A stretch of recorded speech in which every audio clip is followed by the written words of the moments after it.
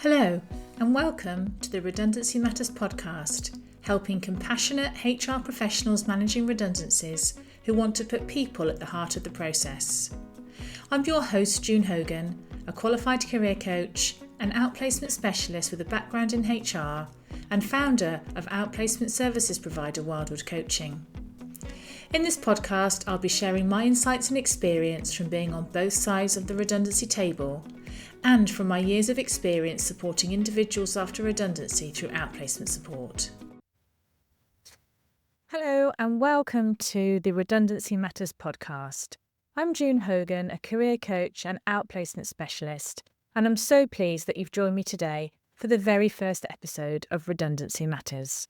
Through this podcast and with the help of the fabulous guests I've invited along, we want to share how our insights and experience can help you manage redundancies with dignity, compassion, and always keep the person at the heart of the process.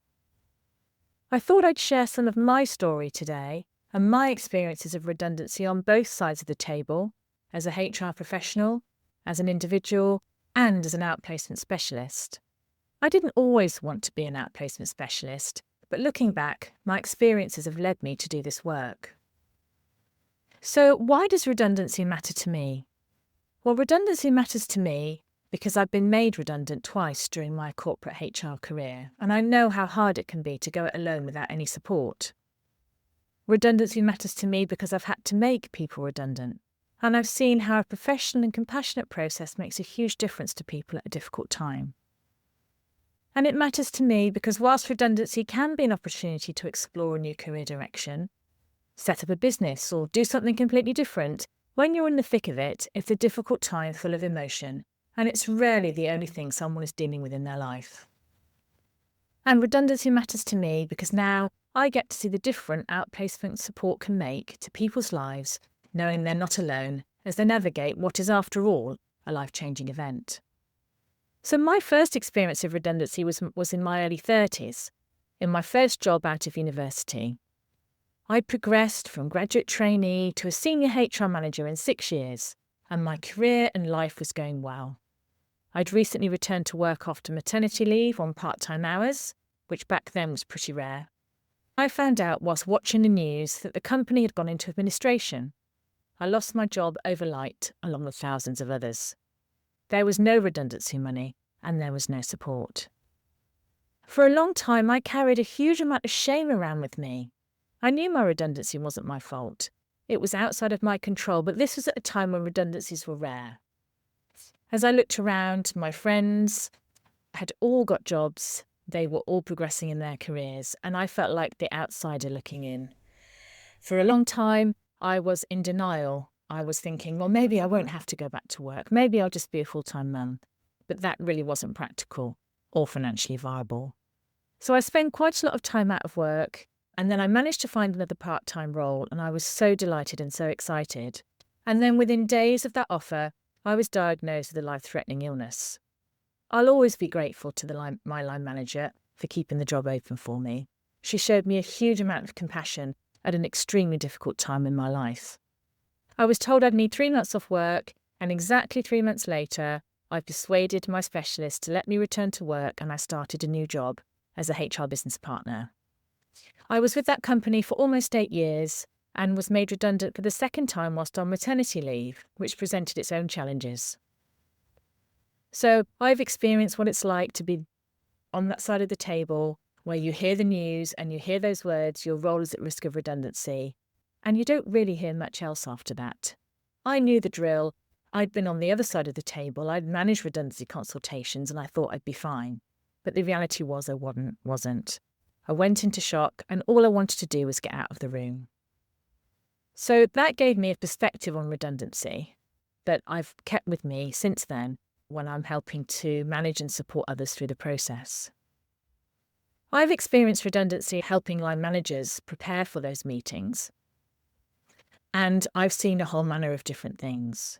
I've seen line managers act with huge amounts of compassion, line managers who make individuals feel like they're the most important person in their world for that time during the meeting.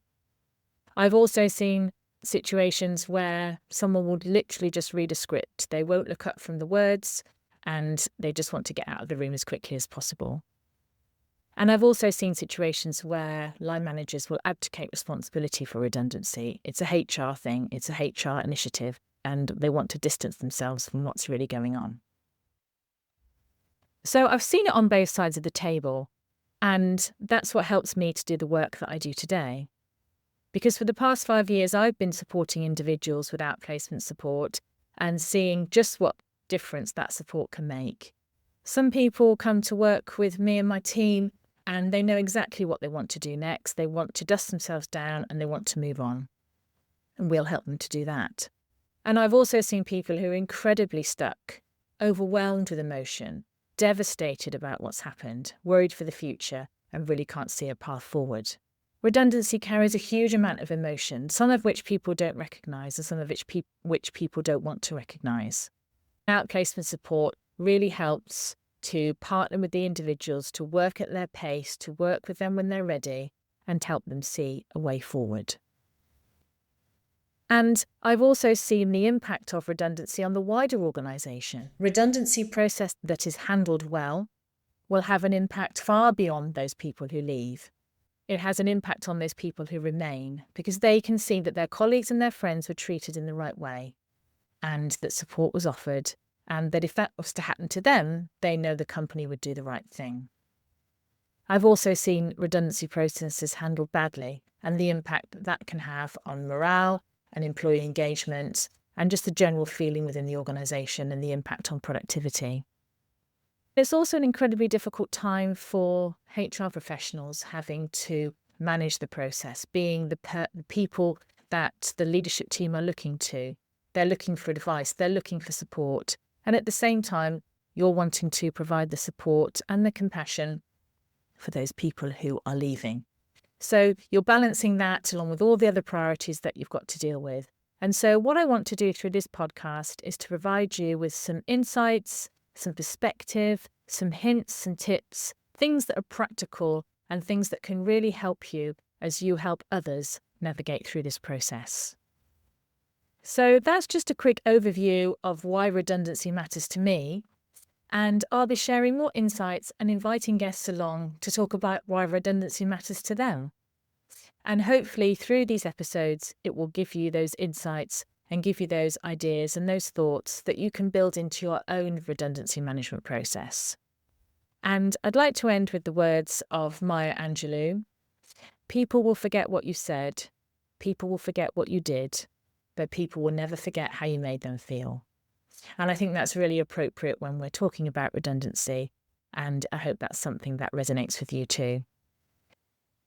And if you want to go deeper into managing redundancies, you'll find a link in the show notes to a free monthly lunch and learn that I run with my colleague Robin Farah-Hockley, where we dive into all aspects of redundancy for a free workshop for 1 hour once a month.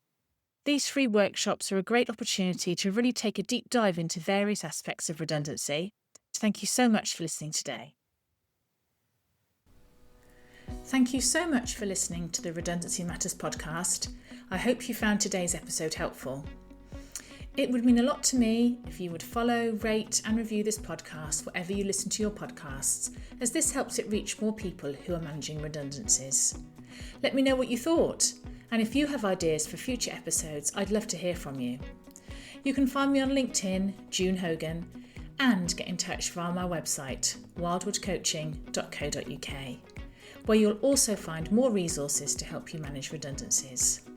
I hope you'll join me again soon for the next episode of Redundancy Matters.